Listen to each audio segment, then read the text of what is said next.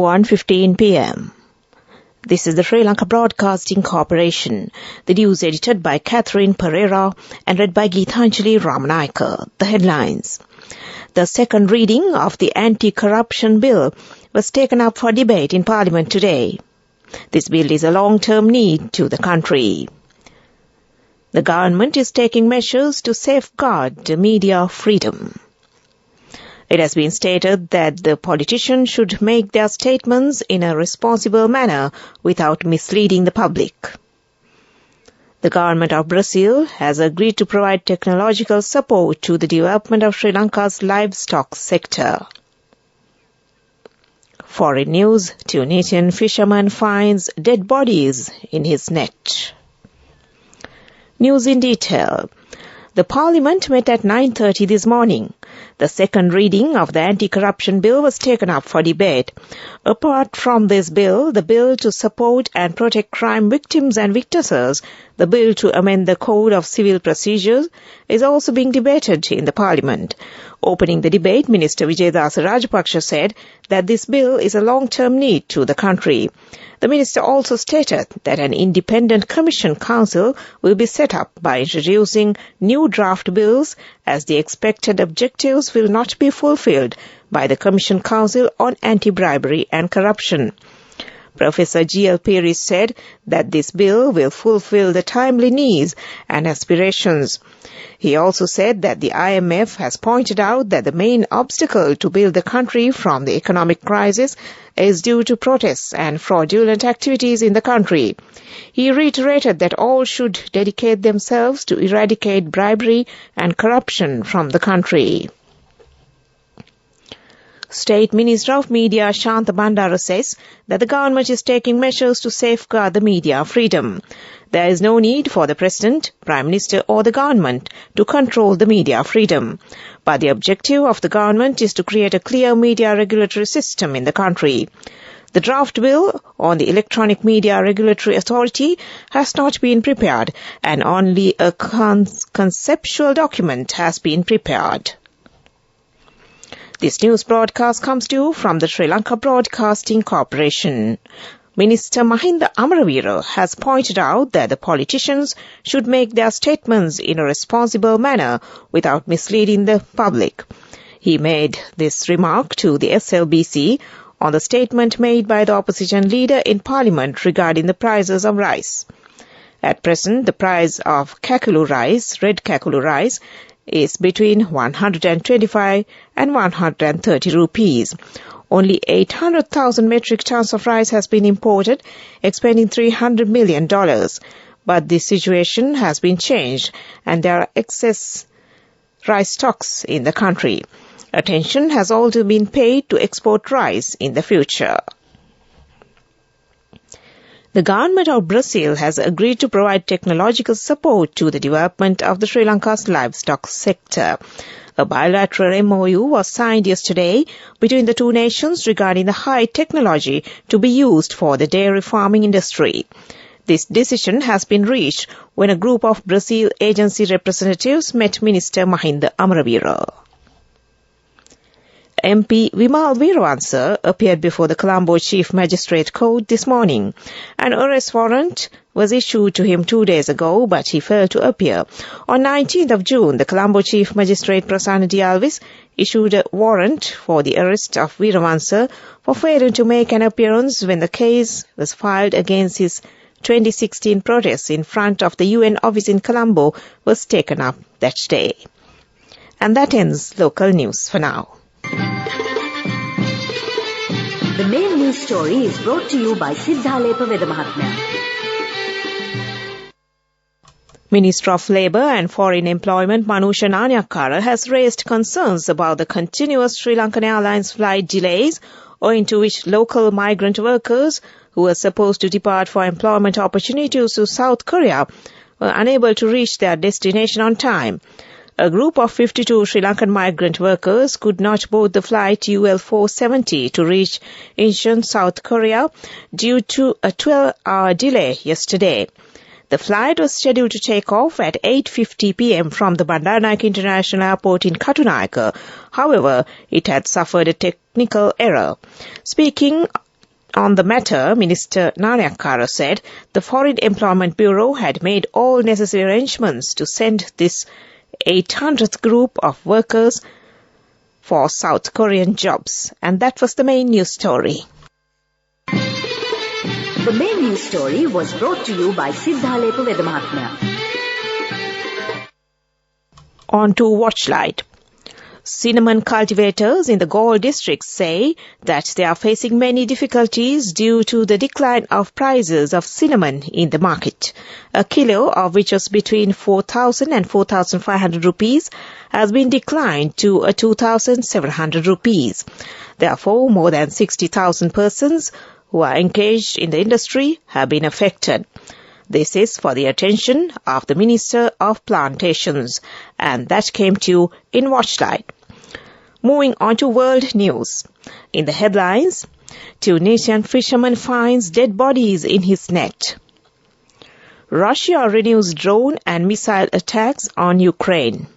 And US-China tensions, Biden calls Xi a dictator a day after Beijing talks. As the number of migrants trying to reach Europe grows, so does the number of deaths in the Mediterranean.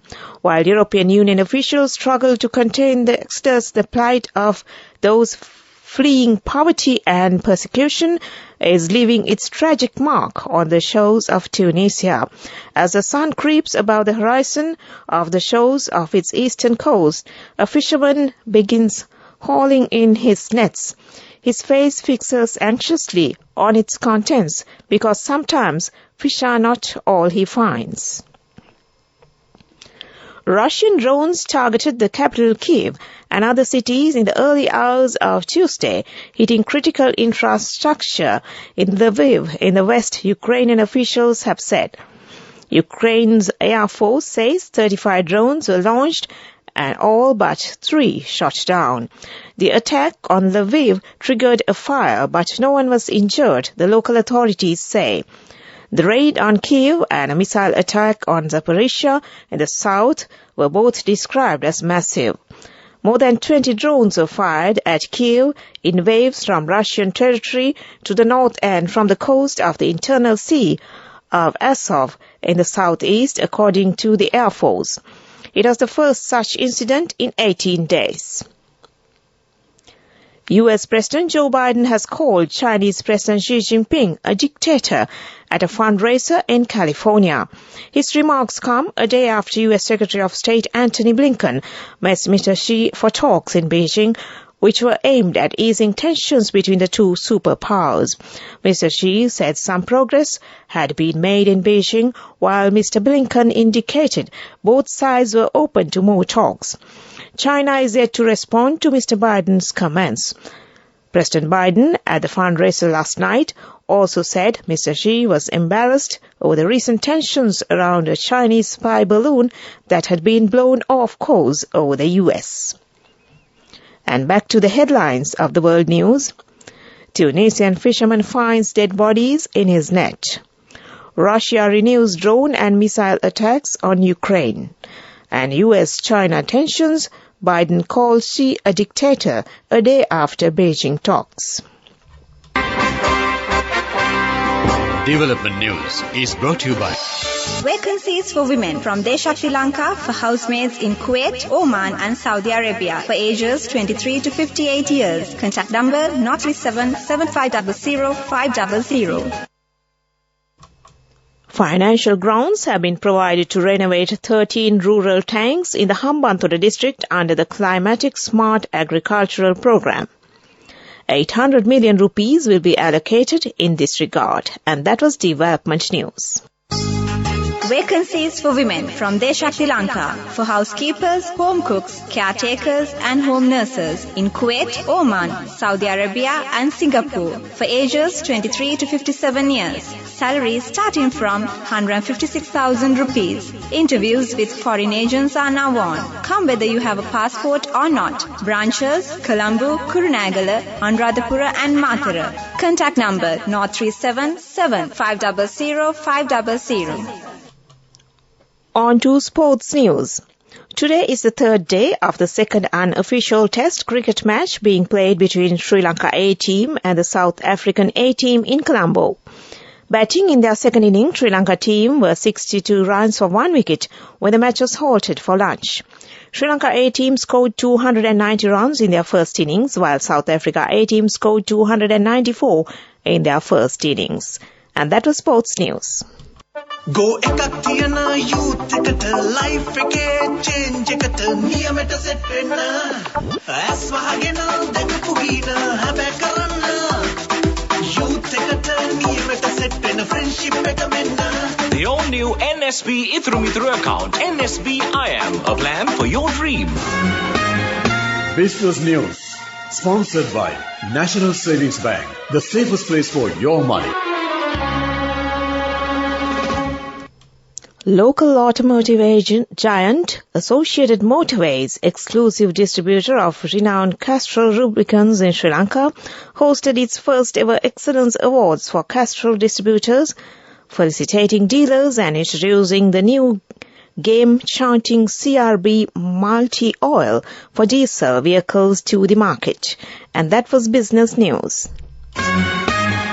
Business News, sponsored by National Savings Bank, the safest place for your money. Go ekak tiyana youth එකට life එකේ change එකට නියමෙට set වෙන්න ඇස් වහගෙන දැකපු ගීන හැබැ කරන්න youth එකට නියමෙට set වෙන්න friendship එක මෙන්න. The all new NSB Ithru account, NSB IM, a plan for your dream. On to economic news. HNB PLC was once again recognized as Sri Lanka's undisputed leader in retail banking when it was awarded the Best Retail Bank in Sri Lanka award for the 13th consecutive occasion at the Asian Banker Global Excellence in Retail Financial Services Award 2023. HNB Deputy General Manager Retail Banking Group Sanjay Vijayamana accepted the award on behalf of the bank at the ceremony held at the Shangri-La Hotel, Bangkok, Thailand. And that was economic news. Weather report. Several spells of showers will occur in the western, Sabaragamuwa central and northern provinces and in the Galle and Mathura districts. A few showers will occur in the north central and northwestern provinces. Showers or thunder showers will occur at a few places in the Uva province and in Ampara and Batticaloa district during the evening or night. Strong winds about 40 to 45 kilometers per hour can be expected at times in the western slopes of the Central Hills, northern and north central provinces and in the Putlam, Hambantota and Trincomalee districts. And that was the weather report, and prior to concluding this news broadcast, the headlines once again. The second reading of the anti-corruption bill was taken up for debate in Parliament today. This bill is a long-term need to the country. The government is taking measures to safeguard the media freedom. It has been stated that the politicians should make their statements in a responsible manner without misleading the public. The government of Brazil has agreed to provide technological support to the development of Sri Lanka's livestock sector. Foreign news, Tunisian fisherman finds dead bodies in his net. And with that, we end this news broadcast from the Sri Lanka Broadcasting Corporation, and it's back to Satya to continue with the rest of the programs this Wednesday afternoon. Over to you, Satya.